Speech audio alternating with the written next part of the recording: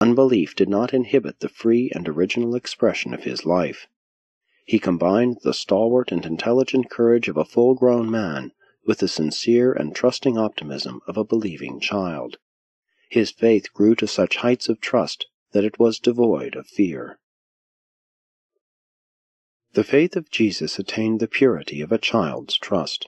His faith was so absolute and undoubting that it responded to the charm of the contact of fellow beings and to the wonders of the universe. His sense of dependence on the divine was so complete and so confident that it yielded the joy and the assurance of absolute personal security. There was no hesitating pretense in his religious experience. In this giant intellect of the full-grown man, the faith of the child reigns supreme in all matters relating to the religious consciousness. It is not strange that he once said, "Except you become as a little child, you shall not enter the kingdom." Notwithstanding that Jesus' faith was childlike, it was in no sense childish. Jesus does not require his disciples to believe in him, but rather to believe with him, believe in the reality of the love of God, and in full confidence accept the security of the assurance of sonship with the Heavenly Father. The Master desires that all his followers should fully share his transcendent faith. Jesus most touchingly challenged his followers not only to believe what he believed, but also to believe as he believed. This is the full significance of his one supreme requirement: follow me. Jesus' earthly life was devoted to one great purpose: doing the Father's will, living the human life religiously and by faith. The faith of Jesus was trusting, like that of a child, but it was wholly free from presumption.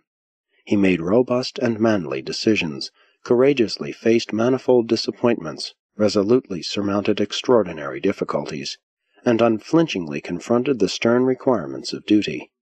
It required a strong will and an unfailing confidence to believe what Jesus believed, and as he believed. 1. Jesus the man. Jesus' devotion to the Father's will and the service of man was even more than mortal decision and human determination. It was a wholehearted consecration of himself to such an unreserved bestowal of love. No matter how great the fact of the sovereignty of Michael, you must not take the human Jesus away from men. The Master has ascended on high as a man as well as God. He belongs to men, men belong to him. How unfortunate that religion itself should be so misinterpreted as to take the human Jesus away from struggling mortals. Let not the discussions of the humanity or the divinity of the Christ obscure the saving truth that Jesus of Nazareth was a religious man who, by faith, achieved the knowing and the doing of the will of God. He was the most truly religious man who has ever lived on Urantia. The time is ripe to witness the figurative resurrection of the human Jesus from his burial tomb amidst the theological traditions and the religious dogmas of 19 centuries. Jesus of Nazareth must not be longer sacrificed to even the splendid concept of the glorified Christ. What a transcendent service if, through this revelation, the Son of Man should be recovered from the tomb of traditional theology and be presented as the living Jesus to the Church that bears his name, and to all other religions. Surely the Christian fellowship of believers will not hesitate to make such adjustments of faith and of practices of living as will enable it to follow after the Master in the demonstration of his real life of religious devotion to the doing of his Father's will, and of consecration to the unselfish service of man. Do professed Christians fear the exposure of a self-sufficient and unconsecrated fellowship of social respectability and selfish economic maladjustment?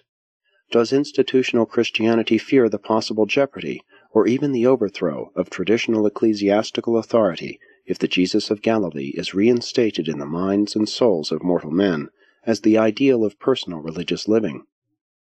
Indeed, the social readjustments, the economic transformations, the moral rejuvenations, and the religious revisions of Christian civilization would be drastic and revolutionary if the living religion of Jesus should suddenly supplant the theologic religion about Jesus.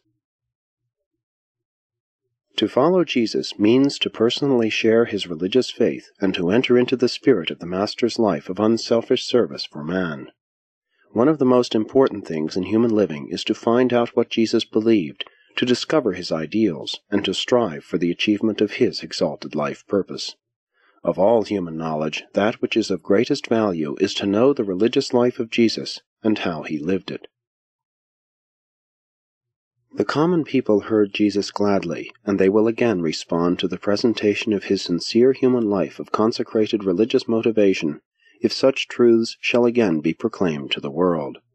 The people heard him gladly because he was one of them, an unpretentious layman. The world's greatest religious teacher was indeed a layman.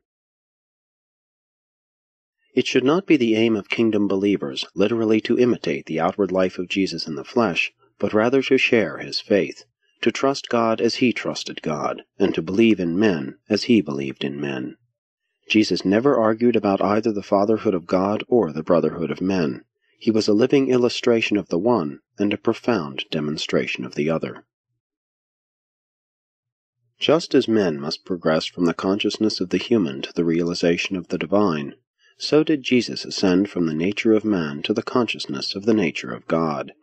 And the Master made this great ascent from the human to the divine by the conjoint achievement of the faith of his mortal intellect and the acts of his indwelling adjuster. The fact realization of the attainment of totality of divinity, all the while fully conscious of the reality of humanity, was attended by 7 stages of faith consciousness of progressive divinization. These stages of progressive self-realization were marked off by the following extraordinary events in the Master's bestowal experience. 1. The arrival of the thought adjuster. 2. The messenger of Emmanuel who appeared to him at Jerusalem when he was about 12 years old. 3. The manifestations attendant upon his baptism. 4. The experiences on the Mount of Transfiguration. 5. The Morontia resurrection. 6. The Spirit ascension. 7. The final embrace of the Paradise Father, conferring unlimited sovereignty of his universe. 2. The religion of Jesus. Some day a reformation in the Christian Church may strike deep enough to get back to the unadulterated religious teachings of Jesus, the author and finisher of our faith. You may preach a religion about Jesus, but perforce you must live the religion of Jesus. In the enthusiasm of Pentecost, Peter unintentionally inaugurated a new religion, the religion of the risen and glorified Christ. The Apostle Paul later on transformed this new gospel into Christianity, a religion embodying his own theologic views and portraying his own personal experience with the Jesus of the Damascus Road. The gospel of the kingdom is founded on the personal religious experience of the Jesus of Galilee. Christianity is founded almost exclusively on the personal religious experience of the Apostle Paul. Almost the whole of the New Testament is devoted not to the portrayal of the significant and inspiring religious life of Jesus, but to a discussion of Paul's religious experience and to a portrayal of his personal religious convictions.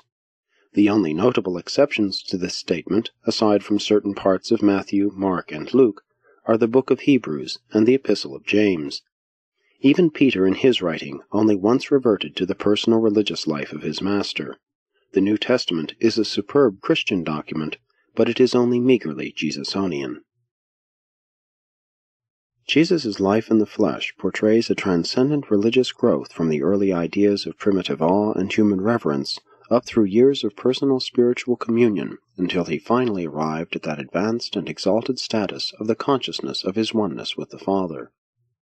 And thus in one short life did Jesus traverse that experience of religious spiritual progression which man begins on earth and ordinarily achieves only at the conclusion of his long sojourn in the spirit-training schools of the successive levels of the pre-paradise career. Jesus progressed from a purely human consciousness of the faith certainties of personal religious experience to the sublime spiritual heights of the positive realization of his divine nature, and to the consciousness of his close association with the Universal Father in the management of a universe. He progressed from the humble status of mortal dependence which prompted him spontaneously to say to the one who called him good teacher, "Why do you call me good? None is good but God," to that sublime consciousness of achieved divinity which led him to exclaim, "Which one of you convicts me of sin?" And this progressing ascent from the human to the divine was an exclusively mortal achievement. and when he had thus attained divinity, he was still the same human Jesus, the Son of Man, as well as the Son of God.